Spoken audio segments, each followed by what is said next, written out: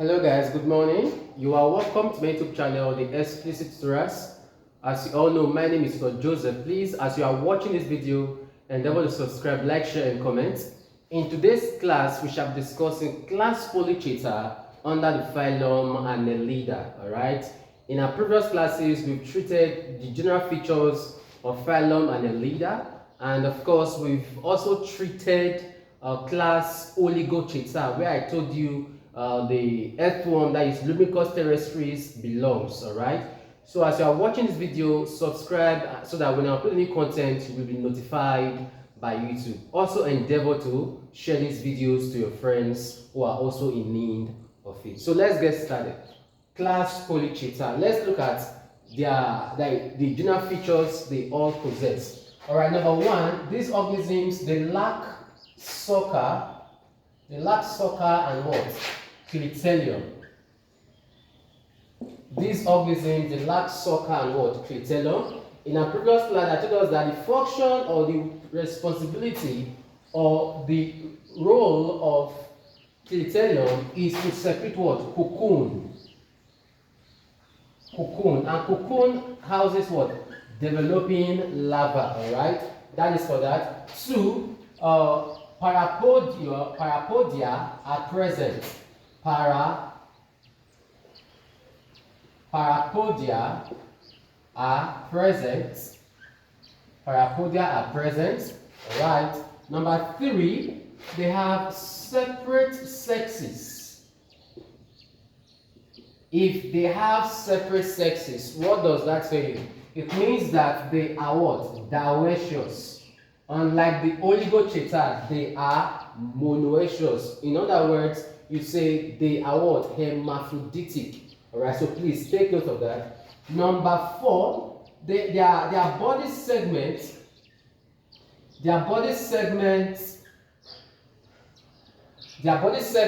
is made up of what? Numerous chaeta.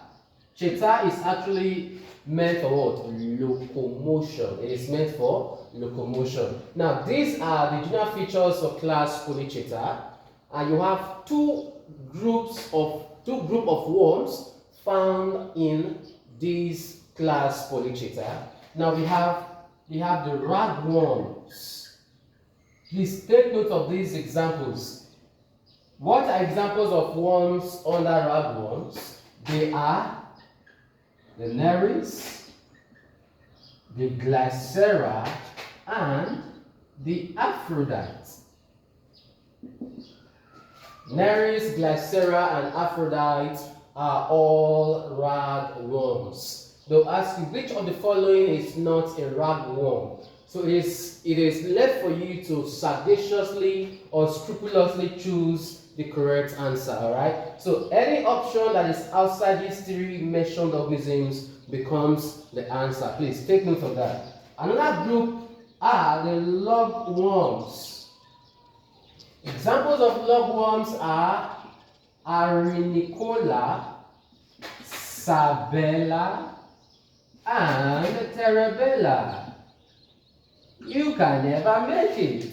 Alright, so that aside. So ragworms, we have Nereis, we have Glycera, we have Aphrodite, and we have Arinicola, Sabella, and Terebella. Let me ask you, which of the following is not a lugworm? They'll give you this theory and include one of the ragworms. So you must be careful in picking the right answer. So these are the examples of worms under class Polychaeta. Let us now fully discuss the representative member of class Polychaeta, which the word representative means that is the most commonly known member under class Polychaeta, and that is the Nereis. The Nereis is known as the representative member or the commonly known member of class Polychaeta. Please, I'll ask you, which of the following is also called clamworm? Which of the following is also called clamworm? Of course, it is what? Nereis. That has been established, right? Now, the Nereis has a distinct head. It has a distinct head, and this head is formed by the peristomium, or let me write the prostomium first, is formed by the prostomium and the peristomium.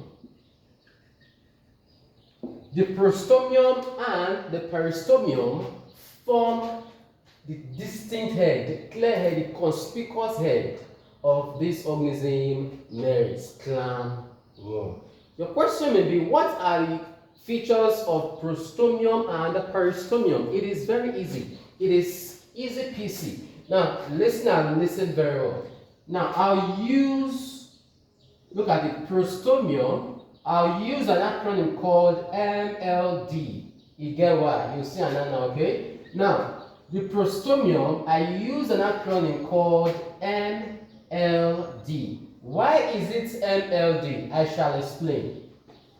Now, the prostomium, alright, the prostomium has two short, alright, the prostomium has two short prostomial tentacles medially. You see, you now see where the M is coming from. Alright, it has two short prostomial tentacles medially, that is at the middle. Then it has a pair of stubby conical pap. Alright, you can say it has a pair of conical pap laterally. That is where the L is coming from. Alright, then it has two pairs of small eyes. Small eyes. What does that tell you? Dorsally. You see, so I used MLD. It has two short prostomial tentacles medially. It has a pair of stubby conical pap laterally, and it has two pairs of small eyes dorsally. Please, not two pairs of large eyes. AB department could be very, very corny. They'll ask which of the following is false about the prostomium of the Nereis. So they may bring any of these and they just change this small to become what? They'll say two pairs of compound eyes dorsally. So that becomes the wrong answer. So please take note of this first one, alright? We have the next one to be peristomium. Peristomium. Alright, peristomium. Now, the peristomium surrounds the ventral mouth. Please take note of all these points. It is very, very important. Alright, it is very, very important. The prostomium surrounds the ventral mouth dorsally. Okay, it surrounds the ventral mouth, comma. Alright, it has four eyes dorsally. Alright, so please, which of the following parts of the Nereis surrounds the mouth ventrally? It is what? Peristomium. Okay, is it okay? Good. No? Okay, I already told that it has two pairs of small eyes dorsally. So please, it surrounds the mouth ventrally and it has four peristomial tentacles dorsally. Alright? So please take note of that.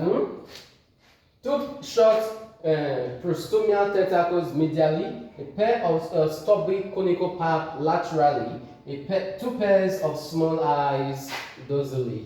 Then peristomium surrounds the mouth ventrally, and it has four peristomial tentacles dorsally. So please take note of this.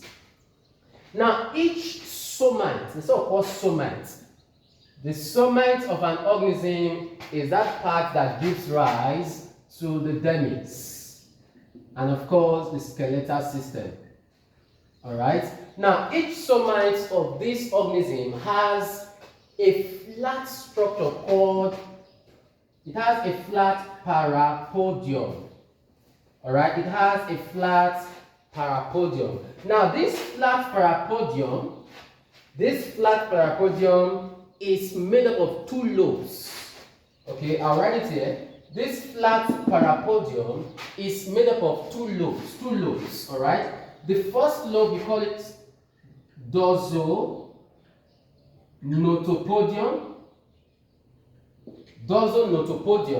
and the other lobe, we call it ventral neuropodium. So these are the lobes that are found in the parapodium. And secondly, these two lobes, they have what is called cirrus. They have cirrus and bristle-like setae. Please take notes. The dorsonotopodium and the ventral neuropodium has the cirrus and what? Bristle-like setae. That is not the end. Within these two lobes, alright, there's what are called needle-like structures. These structures, they are needle-like and they are chitinous or chitinous in form.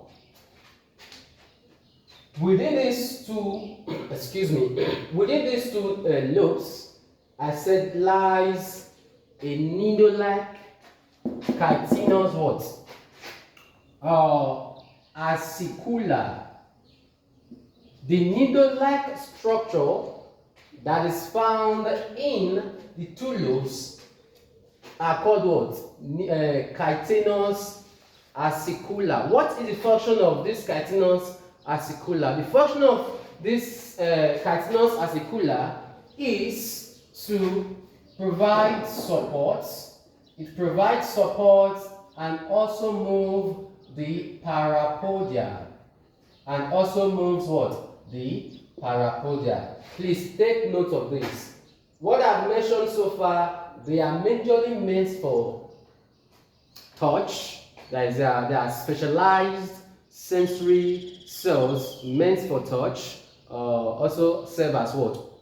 That is olfactory. That is for smell. And again, they also provide protection. They make them not to be seen by their predators. So what I've given you is the body structure of the Nereis. I believe that is understood.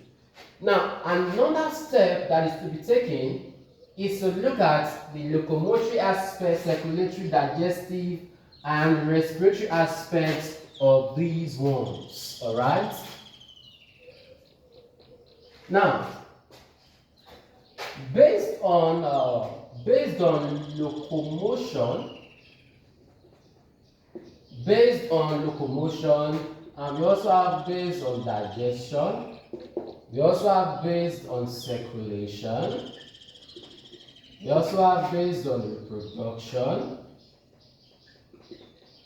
we also have based on respiration,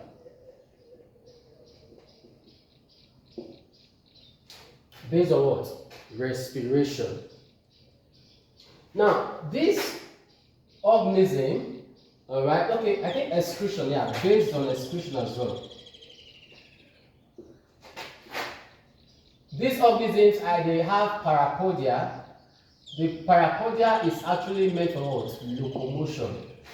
Parapodia possessed by Nereis, okay, that is parapodium now, is meant for what? Locomotion. Now, these organisms, they have a complete digestive system. All right, they have the mouth and protrusible pharynx, which means that the pharynx can be extended, protrusible pharynx, and short esophagus.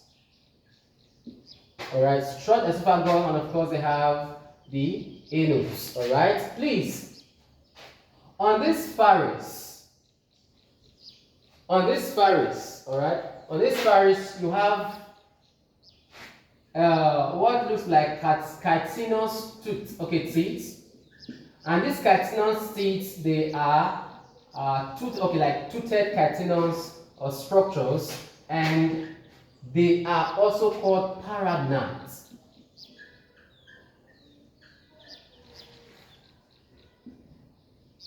Paragnats, yeah. These chitinous teeth that are found in the pharynx of this organism is also called what? Paragnat. Please take note of that. It is very, very important. It is very, very important. Now you have based on circulation. I think I'll rub off this one, right? Based on circulation, these organisms, they have dorsal. As their circulatory system is made up of dorsal, ventral structure, or vessel. Let me use the word vessel. Dorsal ventral vessel, and this dorsal ventral, they carry out the work of what? Circulation. Okay, and the blood plasma of this organism has red hemoglobin. It has red hemoglobin, and of course, apart from that, it also has dissolved colorless corpuscles. All right, it has dissolved colorless corpuscles. Take note of this.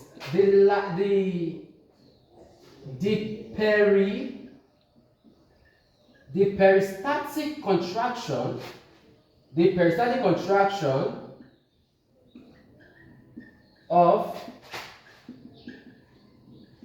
of the ventral vessel brings about what? Circulation. The peristatic contraction of the ventral vessel brings about circulation. I said that the circulatory system of Nereis is made up of dorsal and ventral nerve, that is dorsal and ventral vessel.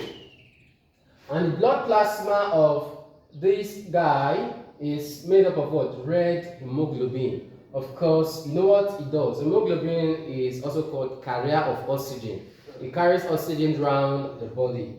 It also has dissolved colorless corpuscles, and by the peristatic contraction,